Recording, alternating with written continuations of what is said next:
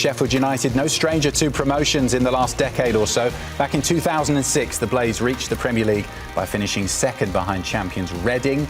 Neil Warnock was the manager that season. Look at him there, big smile on his face. Look at Jackie Elka. Yeah, some famous faces as well there who made it all the way up to the Premier League. Then, a bit more recently, they've been something of a yo-yo club. Under Chris Wilder, they've been promoted twice in 2019. They again finished second in the Championship to get back to the Premier League, and after being relegated in 2021, they won the Championship in 2023 before again being relegated, and of course here we are again with a good chance to go up this season. Adebayo, what's the formula that's worked for Chris Wilder when it comes to getting promoted from the Championship? Because he is a bit of an expert at it, isn't he? He knows the Championship well. He knows it well. He assembles teams that they work hard, they buy into his ethos, and he knows it well. But as you've seen there is a gulf of when you make that jump to the Premier League. And I think that's what he's still now trying to figure out, the formula of staying in the Premier League. But he knows the EFL Championship like the back of his hand.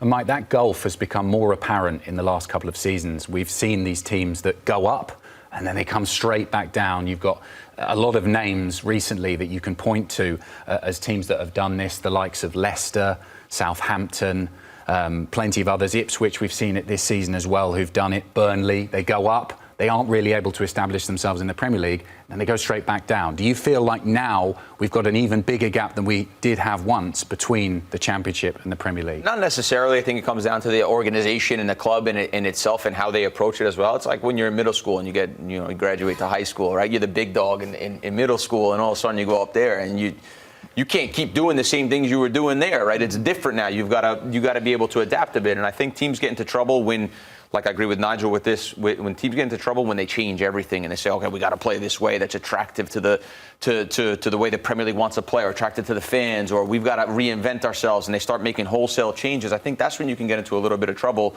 You have to stick to what the DNA of the club is and what the players that you have, and you have to pick a formation, a style of play that suits what you have in the changing room and what you can realistically get in the market. So you have to have an unbelievable game plan from the transfer market to how that's going to translate to the way you're going to play and the sort of effort that the player is going to play in that shape. Because once you go into the Premier League and you try to change everything, then it's just, you can't beat Man City at its own game. You can't beat these guys at their own game. You're 100% right. And Nigel, on the flip side, there have been teams who got promoted, Brentford, Bournemouth, Fulham, Nottingham Forest recently, these kind of sides who got promoted from the Championship and then were able to do that difficult thing of establish themselves as Premier League clubs. What did they do differently? They took their time with it. What they did is they embedded themselves in the Premier League in the sense of they stayed true to their identity when they did get promoted, and they've just built upon that from year on. And that's what you have to do. You don't have to go to Hollywood and all of a sudden become Hollywood-like. Yep. Stay true to yourself, play to your strengths. And that's what they did. And a good example in that graphic, there's Nottingham Forest. Nottingham Forest are playing to the strengths of the players that they've got at the club right now, and they're pushing for a Champions League spot.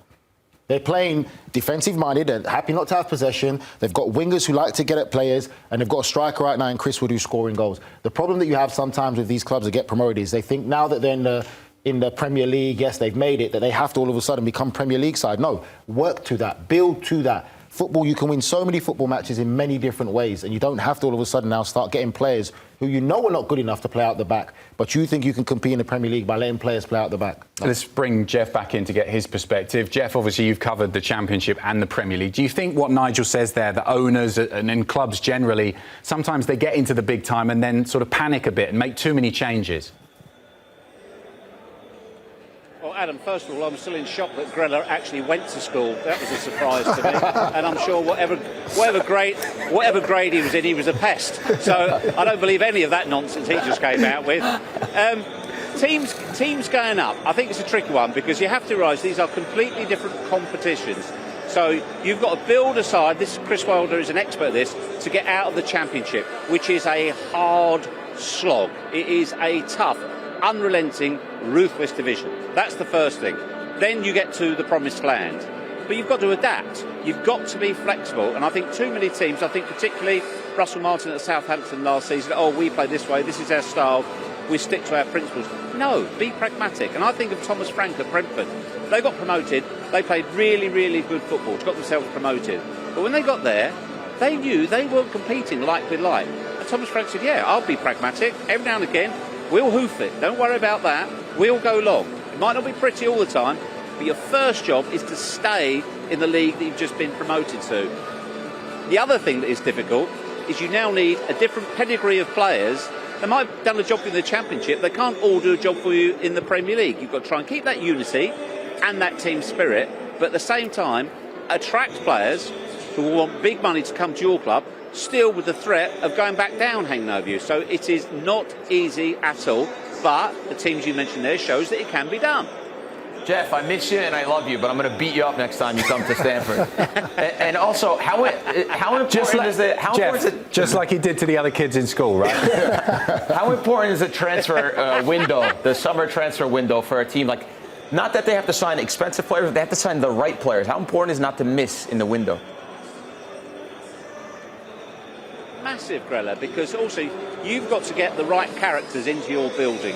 You've got to get that bit of quality. And I've spoken to so many managers over the years. I remember Trevor Francis, the late great Trevor Francis, said to me when he was at Birmingham City, sometimes you think you'll sign such and such player. He's played in the big league. He's done this. He's at that level. He'll walk in the dressing room and give all the players a lift. Sometimes that player walks in. Oh, is this the facilities? Is that what we've got? He's useless. He's useless. And it drags everybody down. So you have to be careful with that. And also, I never forget Arsene Wenger, when he talks about transfers, when he was being peppered to sign players, he said to me, Geoff, never forget, it is possible to subtract by adding. What he means by that is the harmony you already have, the group you have, don't disturb that with what you bring in. Hey Geoff, I want to ask, because to touch on what you said in regards that you feel like football stayed the same, but the perception of the game has changed. In regards now, everybody's trying to play the same way. So the teams that have been used to winning in the Championship want to kind of have that same feeling to their fans when they get promoted, rather than adapting, knowing they're going to suffer, and just adapt to try and stay in the league. Yeah, Addy, I do think it's changing a little bit. I think it's changing a bit. You know, the way Bournemouth played last season, the way that Manchester City, since they've changed slightly, and I think that people are going. The coaches are not so wedded to the pep, shall we say, way of playing football. I think teams will mix it up now. Arsenal, I think they got caught in a paralysis of being too rigid, too coached, and always playing the same way, and they become predictable. So I think, Addy, there's less of a stigma if you get promoted to the Premier League by mixing up a bit and not necessarily trying to play like Man City.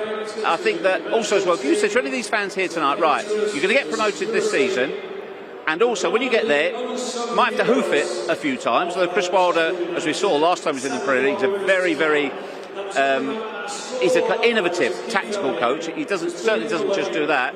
At times you might have to go long, but you'll survive in the division. I guarantee you, all 30,000 here tonight will say, where do I sign?